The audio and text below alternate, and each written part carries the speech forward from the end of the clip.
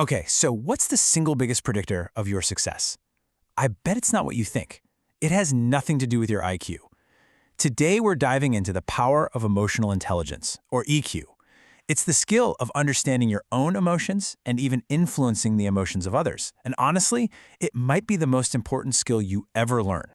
So why is this such a big deal? Just look at this number. A whopping 58% of your performance, in pretty much any job you can think of, comes directly from emotional intelligence. More than half. It's the biggest single factor for success, no matter what you do.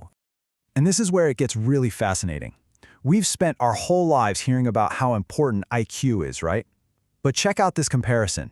Your IQ, it's pretty much fixed from when you're young. But your EQ, it's flexible. It's a skill you can actually learn and get better at your entire life. And get this, a high IQ has no real connection to success, while a high EQ is the best predictor we have. All right, so here's our game plan for today. We're going to start with why EQ is so incredibly powerful. Then we'll take a little tour of your brain to see how it all works. After that, we'll break down the 4 key skills, figure out how to master our emotional triggers, and finally, we'll uncover this really surprising link between your EQ and your physical health. So first up, let's just really hammer this home. Emotional intelligence isn't some fluffy, soft skill. It's the actual engine driving success, and it's totally separate from how book smart you are. Okay, so how does this stuff actually work on a biological level? Well, to really get EQ, we need to understand how our brains are wired. So let's take a quick trip inside. It all starts right here. Everything we experience, what we see, what we hear, what we touch, it all travels through our body as a tiny electrical signal. And all of these signals are on the same highway, heading to the same destination, your brain. And they all follow the exact same route. So here's the path that signal takes. It enters the brain right near your spinal cord. From there, it makes a beeline straight through the limbic system. Now this is the important part. That's where emotions happen. That's the feeling center. And only after it passes through that emotional hub does the signal finally get to your prefrontal cortex, which is where all your logical, rational thinking happens. Just think about what that means for a second. Because the signal hits the emotional part of your brain before the rational part, we are fundamentally wired to be emotional creatures. Our very first reaction to anything is always an emotional one. We literally feel things before we think about them. And this is exactly where emotional intelligence comes in. As author Travis Bradberry says, when you practice EQ, you're basically strengthening the highway between the emotional part of your brain and the rational part.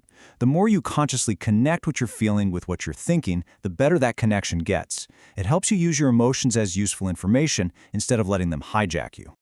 So that brings us to the practical side of things, our toolkit. We know the why and we know the how inside our brains. So what are the actual skills that make up emotional intelligence? Well, there are 4 of them, and they give us a really powerful framework to work with. These 4 skills are split into 2 main buckets you see here. First, there's personal competence, which is all about how you manage yourself. Think self-awareness and self-management. And second, you've got social competence, which is how you manage your relationships with other people. That covers social awareness and relationship management. So let's just quickly define those. Personal competence, that's your inside game, being aware of your own emotions and directing your own behavior. Social competence is your outside game, understanding what's going on with other people and navigating those interactions. Now, all 4 are absolutely crucial, but for right now, we're going to zoom in on the foundation, mastering yourself. Okay, let's really focus on those first 2 skills, self-awareness and self-management. These are the absolute bedrock of EQ, and the best way to start building them is by understanding the things that set us off, our emotional triggers. Self-awareness is step 1. It's everything. It's not just about knowing that you feel angry or happy. It's about being able to accurately see your emotions as they're happening, and maybe more importantly, understanding your own patterns and tendencies. When this person says that, I always feel... So here's a question for you to really think about. What are your trigger events? A trigger is any situation that just pushes your buttons in a big way. Who are the people? What are the situations that consistently get a strong emotional reaction out of you? Just knowing what they are is a huge first step. Once you have that awareness, you can start working on self-management. This is the action part. This is about using that knowledge of your emotions to consciously choose how you respond. It's that critical pause between feeling something and just reacting to it. You can think of big emotional reactions like a volcano. They almost never just erupt out of nowhere. There's always some rumbling, some pressure building up under the surface long before things blow.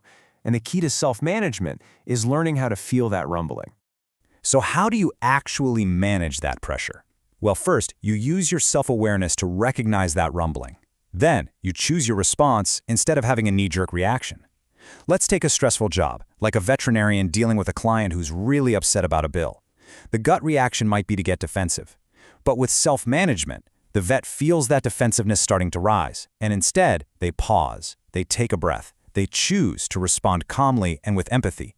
That tiny little pause changes the whole dynamic and lets them steer the conversation in a much more productive direction. Okay, and finally, let's talk about a connection that I think is so cool.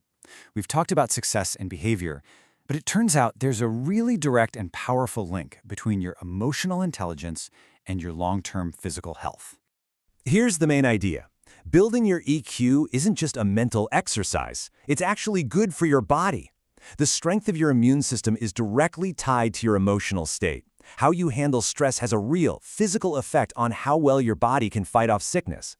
So here's how that works. When your mind is just flooded with stress that you're not managing, it sends out a signal to your body to basically divert energy away from your immune system. That makes you way more vulnerable to getting sick. But when you develop your EQ skills, especially self-management, you build resilience. And that resilience helps you cope with that stress, which in turn keeps your immune system strong and ready to go.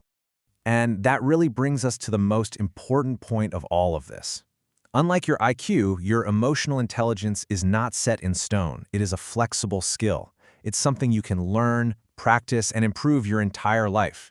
Even a little bit of practice can create huge, lasting change. So, I'll leave you with this question to think about. The next time you feel that emotional rumbling, the next time one of your triggers gets hit, are you going to let that emotion control you, or are you going to use your awareness to pause, to manage it, and to direct it for your own benefit? As always, the choice is yours.